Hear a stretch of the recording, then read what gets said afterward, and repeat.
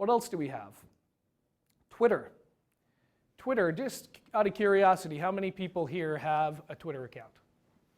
Well, maybe some of you think about Twitter as, oh my God, that's what we eat for breakfast. What do I want to know about what you ate for breakfast? How is that important to what I'm doing? How is that important, right? I mean, honestly, this is sort of an old joke about Twitter being about your breakfast, but probably all of you are familiar with that sort of expression of how Twitter is described.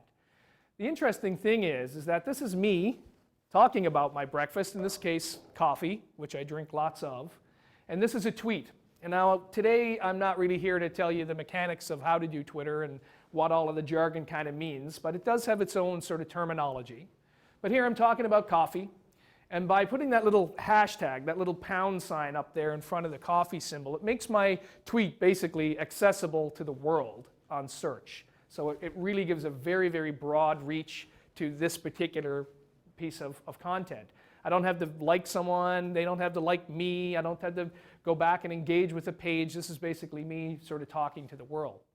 Now, interestingly enough, this guy picked up on it, Aaron Lee, and his handle is Ask Aaron Lee. And he basically replied and he said, yeah, Don, I like coffee too. We've got a couple of popular brands here in Malaysia. And one of them, and he's got some links to the particular coffee. So again, just this is me, you know, basically what I do in my job is I'm active on social media. And I'm basically just spreading content out to the world. I'm not trying to sell myself. I'm not trying to sell products. I'm not even trying to sell my speaking engagements or my consulting. I'm just basically participating in the world community that we're in. And in this case, it's about my breakfast, coffee. But yet this guy, Aaron Lee, picked it up and we ended up having a bit of a chat back and forth. A few weeks later, this showed up at my door, and it's a box of Malaysian white coffee, which I'd never heard about before. I mean, you can see the stamps here. This guy, I don't know how much it cost to go from Malaysia to Canada, but quite a bit. And of course, the guy gave me a whole big box of this coffee, which was actually fantastic, really, really delicious. But the point is not so much about the opportunity of getting free gifts, okay? That's not really the point, although that was kind of cool. More to the point is that this guy then, because we had this relationship that started about coffee, he just naturally followed my bio. I never once said that I worked for Sprout Social, that I wrote for a social media blog, but all of that is on my personal profile. All of that is on my personal brand, which we're going to talk about in a little bit. But so Aaron Lee basically followed those tweets and that relationship that we developed, that sort of common thing that we both shared, and made his way back to the blog that I write for, which is Sprout Social Insights. And so he actually tweeted an article that I wrote, which is, this is a link to the article on Sprout Insights, mentioning me so that I knew that he was doing it. Again, you want to be public on social media, Twitter in particular.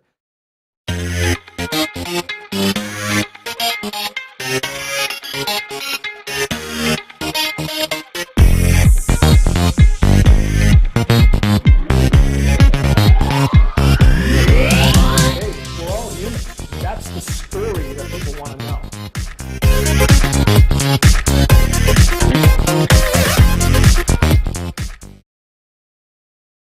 Aaron Lee, tweeted out this blog post.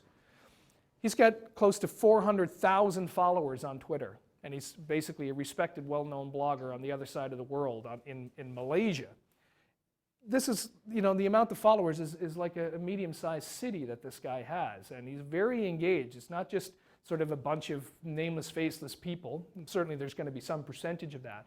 But he's engaging and engaged, as you can tell from sort of this idea that a tweet about coffee got his interest, even though he has close to 400,000 people following him, and he's following 130,000 people himself.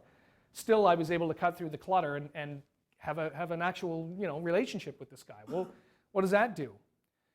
Here's a snapshot of our typical blog traffic on Sprout Insights, and you can see it kind of hits the medium ground in here. There's some spikes and peaks for different reasons. Well, we kept seeing these massive spikes in traffic on our website, and then when we did the analytics to find out why, we found that it was actually when Aaron Lee retweeted, as he did in that previous slide.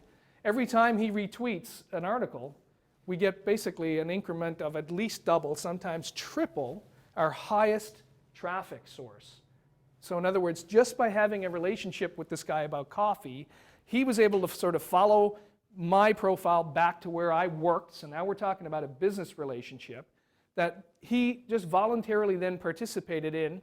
And in the blog world, traffic equates to dollars, equates to money. The more traffic you get on your blog, the more you can charge for advertising, the more people it draws, the more products you can sell that are related. So this is a direct business benefit that I've gotten as a result of this relationship with Aaron Lee, who this relationship started off talking about my breakfast, about coffee.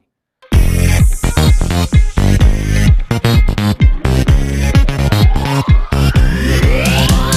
we're all human. That's the story that people want to know.